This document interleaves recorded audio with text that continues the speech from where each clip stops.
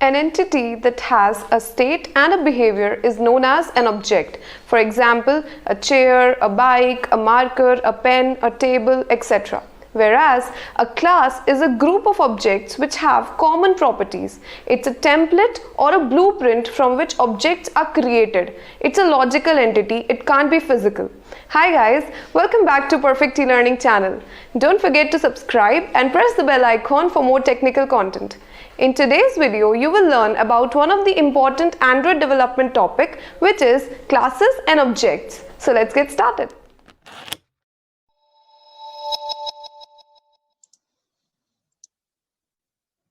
Hi everyone, how are you all? Welcome to the new lecture today, and today we are going to discuss something which is known as classes and objects. So this is the main crux in Java, and you guys have already been using this main class, right, for a while now. So you know what is a class, right? So yes, of course, but we will go into a little bit more detail. So let me first create a whole new project for that, and let me save it. Classes and objects. Great. Done. And now let me run this out. Perfect. So now we all know that Java is properly object-oriented language because it doesn't run without a class, right? So it's an object-oriented programming language, right? So everything that you do in Java is associated with proper classes, proper objects, right? There are certain attributes, there are certain methods. For example, this main method is a part of the main class, right? So if I talk about real life, then you can say that, for example, a car is an object. So car has some attributes, like it has its color, it has its weight, it has some methods like driving, braking, etc., right? So in real life also we are surrounded with object oriented, right? So class is something which is the constructor of the object. It's kind of a blueprint, right? So as I've already mentioned many number of times, that class is a blueprint. Okay, so what is a class? Class is just a blueprint, okay, of whatever blueprint basically for helping you creating the objects, right? So for example, vehicles is a class, and car is an object of that class, right? So and I would give you an example of car object, which has certain attributes and certain methods. Okay, attributes are some fields. Okay, so for example, if I talk about car, the attributes are the color, the weight, right? If I talk about methods, then the methods are driving, brake, etc., right? These are all the methods of this particular object, right? So now coming to one of the example of cars and objects. So let's see how do we do that. Okay, so I'll take a very simple example. For example, you're making an Android application of a game, right? Now in a game, there has to be certain player, okay? So for example, I create a class called player, okay? Now in this class, what I have to do, let me just get out of this main function. So this class, what I have to do, so this is my class player, okay? Now what I have to do in this particular class is, for example, I have a field called int score. That's it, okay? Now I have to create an object of this class.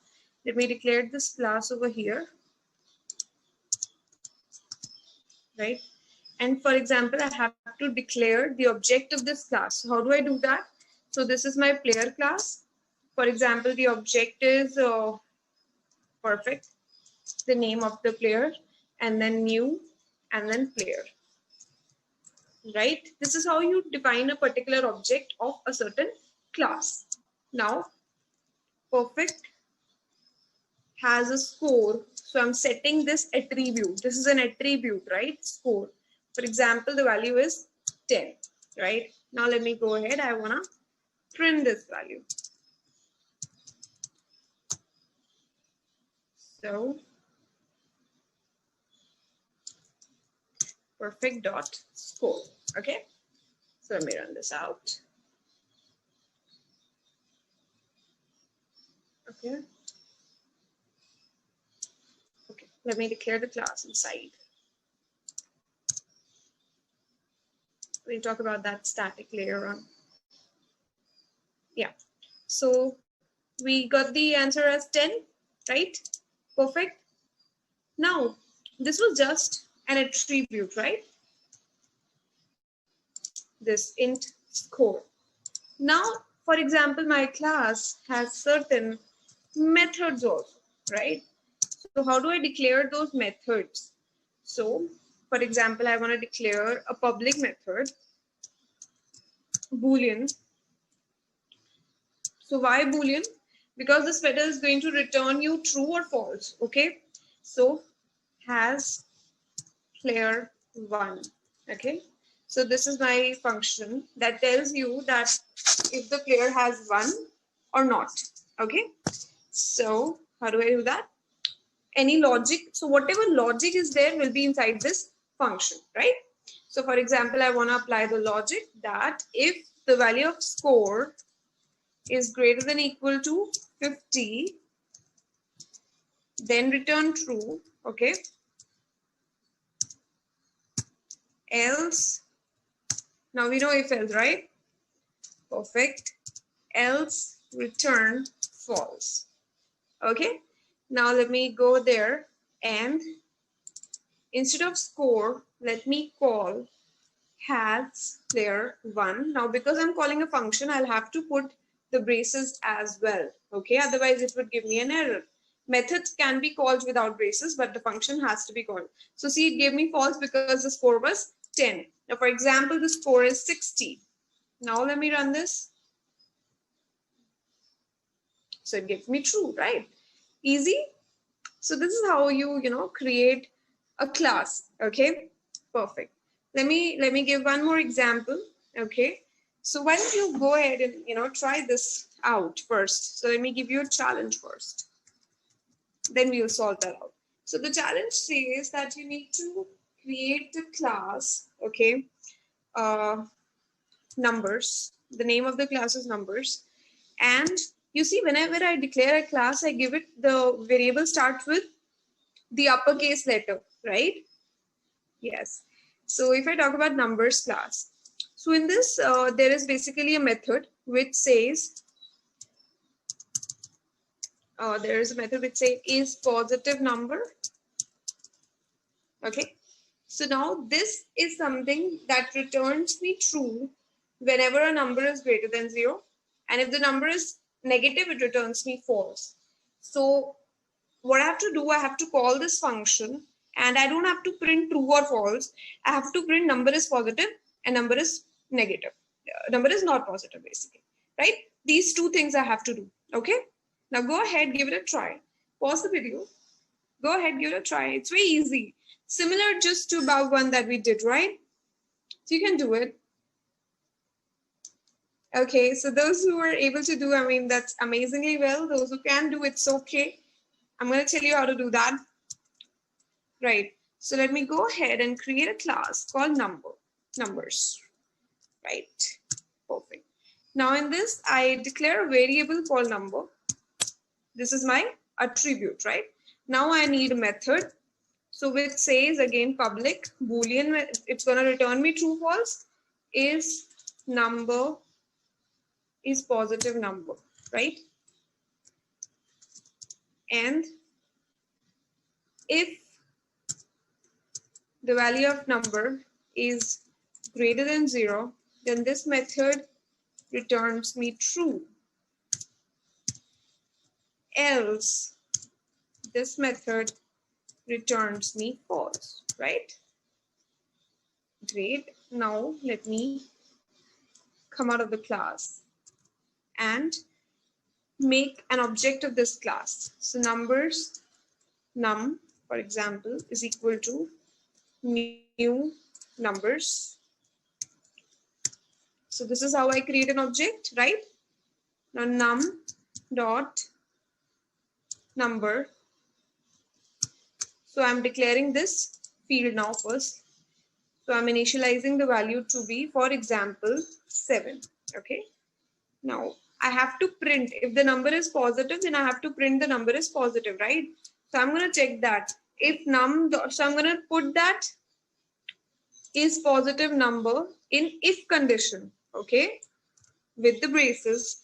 Okay, if it returns me true, then I will print something. Now I'm not going to print true, right? So I will print something. I'm going to print number. And what is that number? I'll write that number also. Num dot number, right, plus is positive. Okay. However, if it returns me false, then I will print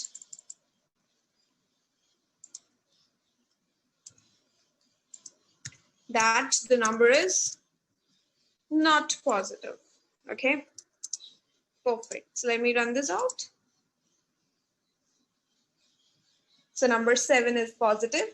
Now let me try this with -8. Not positive. Great. Easy.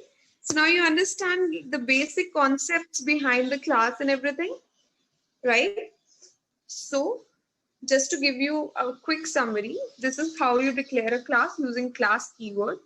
This is the name of the class, which usually starts with the uppercase letter, right? This is a variable, that is the attribute, okay? This is how you create an object of the class, right?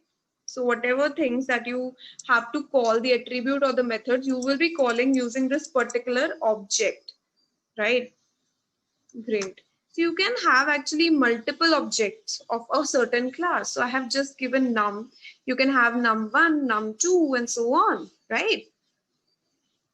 So anything you can have about that.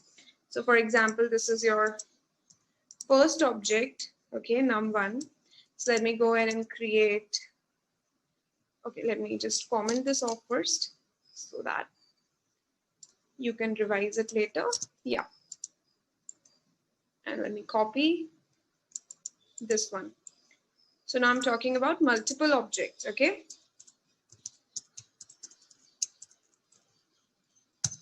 So for example, I have num1 and similarly I have num2, right?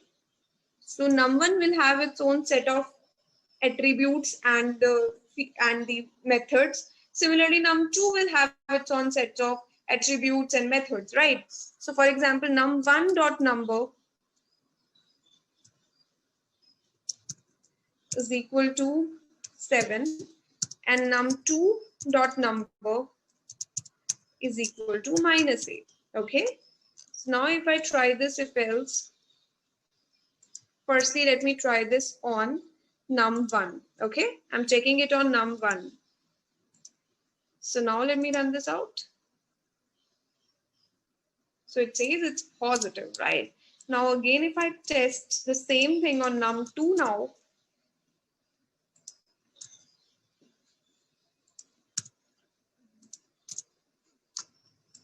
so now it says, right, it tells me for both 7 is positive, 8 is not positive, right? So that's how you can have multiple objects as well, right? And also you can have multiple classes, like for example, in later on stages when you're going to create a lot of degree projects, you can have lots of classes, right? So that's nothing much about that, right? So this is how it is all about. Okay, so I hope it's the classes and objects, the basic functionality is very much clear to you guys. I'm going to share that code with you, right? So good luck, and I'm going to see you in the next class with the other things, right? A lot of other things, and we're going to make our own more applications. So see you soon and take care. Bye-bye.